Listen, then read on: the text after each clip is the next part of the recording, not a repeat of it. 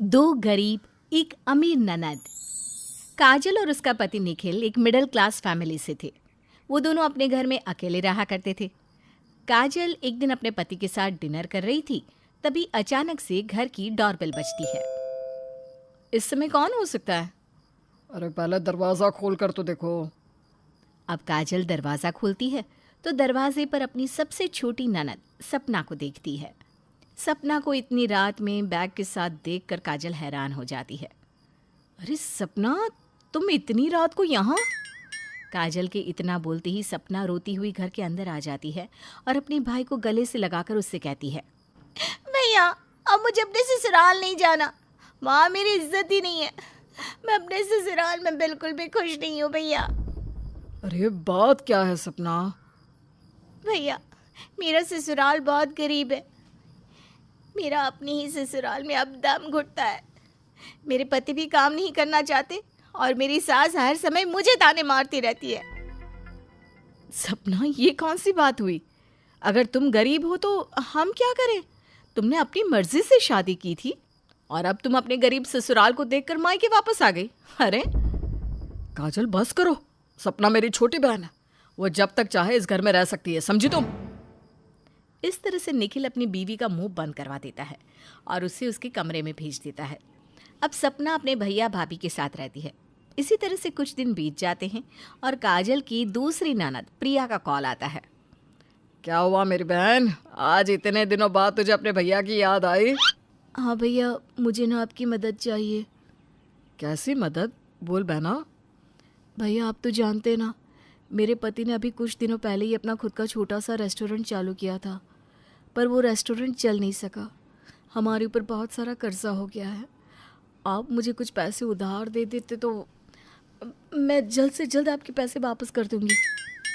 अपनी ननद की ये बात सुनकर काजल को बहुत गुस्सा आता है और वो निखिल से फ़ोन लेकर प्रिया से कहती है, तुम्हारी बड़ी बहन है ना, वो तो बहुत अमीर है, तो उससे मदद क्यों नहीं मांगती? वैसे तो हर समय तुम तीनों बहनों में बड़ा प्यार होता है, पर जब ज़रूरत की बारी आती है तो तुम दोनों गरीब बहन को अपने भाई की याद आ जाती है। भूलो मत, तुम्हारा भाई भी मिडिल क्लास है। भाभी मैं जानती हूँ कि हम दोनों बहनें गरीब हैं, इसलिए आप हम दोनों से नफरत करती हैं और हमारी बड़ी बहन दिव्या को पसंद करती है क्योंकि वो अमीर है। पर भूलिए मत, ज़रूरत पड़ने पर जितनी मदद आप हमारी करती हैं उतनी ही हम भी करते हैं। और रही दिव्या की बात, तो वो तो अपनी अमीरी के घमंड में इतनी चूर है कि वो आपको कभी पूछती भी नहीं। तुम कहना क्या चाहती हो? मैं दिव्या से बात इसलिए करती हूँ क्योंकि समय आने पर वो मेरी मदद करती है। तुम दोनों गरीब बहनों से मैं और उम्मीद भी क्या कर सकती हूँ? कोई बात नहीं भाभी, मैं आपकी बात याद रखूंगी। भैया अब आपको मेरी मदद करने की कोई ज़रूरत नहीं है। प्रिया को अपनी भाभी की बातें बहुत बुरी लगती है, इसलिए वो गुस्से में अपने भाई का फ़ोन काट देती है, जिस वजह से निखिल को काजल के ऊपर बहुत गुस्सा आता है। काजल, ये तुमने क्या किया? तुम्हारी हिम्मत कैसे हुई मेरी बहन से ऐसे बात करने की? तो और क्या करती? जब देखो आपकी दोनों गरीब बहन मुंह उठाकर आपके पास आ जाती हैं मदद मांगने के लिए। हमारे पास पैसों का खजाना तो नहीं है ना। इतना बोलकर काजल वहां से चली जाती है और घर आई अपनी सबसे छोटी ननद सपना को एक नौकरों की तरह ट्रीट करने लगती है। तुम यहाँ मुफ्त की रोटी तोड़ने आई हो, तुम्हें क्या लगता है कि मैं तुम्हारी नौकरानी हूँ? मैं कुछ समझी नहीं भाभी। ज्यादा भोली बनने की जरूरत नहीं है। तुम अपने भाई को बेवकूफ बना सकती हो पर मुझे नहीं। जब तक इस घर में हो, इस घर के काम तुम्हें करने पड़ेंगे, समझी तुम? इतना बोलकर काजल वहां से चली जाती है। बेचारी सपना, क्योंकि वो गरीब थी और उसकी मदद उसके भैया भाभी कर रहे थे, इसलिए वो अपनी भाभी को कुछ नहीं कहती और उसकी कही सारी बातों को चुपचाप मानती है। तो वहीं दूसरी ओर काजल हर समय दिव्या को खुश करने में लगी रहती। अरे समीर ज़ादी को क्या हो गया? आज फ़ोन क्यों नहीं उठा रही मेरा? अरे किसको फ़ोन कर रही हो? कौन तुम्हारा फ़ोन नहीं उठा रहा? दिव्या को फ़ोन कर रही हूँ। देखो ना, 2 दिन हो गया उससे बात नहीं हुई।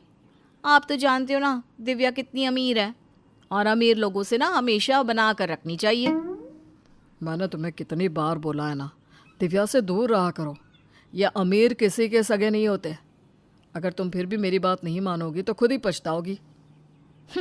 इनके पास एक पैसे का दिमाग नहीं है। इंसान हमेशा अमीरों से बना कर रखता है और गरीबों से दूर।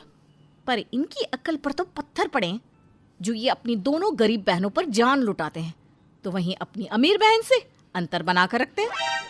निखिल काजल को समझाकर वहां से चला जाता है, पर काजल निखिल की एक नहीं सुनती। अब इसी तरह से कुछ दिन बीत जाते हैं और दिव्या अपनी भाभी को इसी तरह से नज़रअंदाज करती रहती है।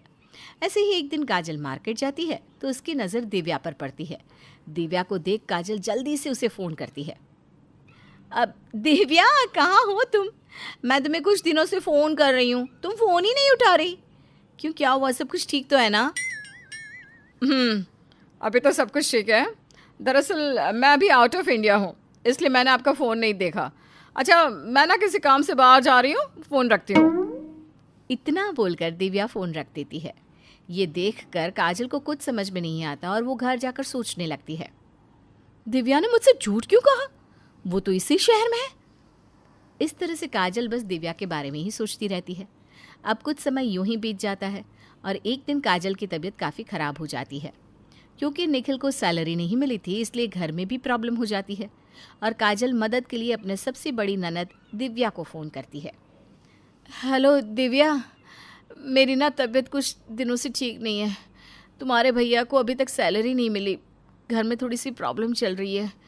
अगर तुम मेरी थोड़ी मदद कर देती तो। हेलो भाभी।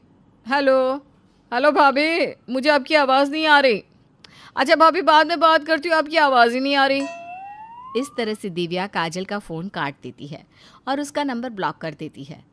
अब काजल को समझ में आ जाता है कि निखिल उसे अपनी बड़ी बहन से दूर रहने के लिए क्यों कहता रहता था। काजल ये सब कुछ सोच ही रही होती है कि तभी वहाँ सपना आ जाती है और अपने पैसे देकर उससे कहती है, भाभी, मैं जानती हूँ इतने पैसों से आपका कुछ नहीं होने वाला, पर मेरे पास अभी इतने ही थे। मैंने ये पैसे अपने पति से छुपा कर रखे थे बुरे समय के लिए। तो फिर तुम ये पैसे मुझे क्यों दे रही हो? भाभी, मैं तो सिर्फ आपकी और भैया की मदद करना चाहती हूँ। मुझ गरीब से जितना हो पाया मैंने उतना किया। आप प्लीज़ इन पैसों को रख लो। अपनी गरीब ननद को देखकर काजल को अपनी गलती का एहसास होता है कि किस तरह से वो गरीबों से दूर और अमीरों के पास भागती रहती थी। दिव्या की इन हरकतों से अब उसे समझ में आ जाता है कि जिस तरह वो अपनी गरीब ननदों के साथ करती है, वही आज उसकी ननद ने उसके साथ किया। इस तरह से काजल को सबक मिलता है और इसके बाद फिर कभी भी वो ऐसा नहीं करती और अपनी गरीब ननदों के साथ हंसी खुशी रहती है।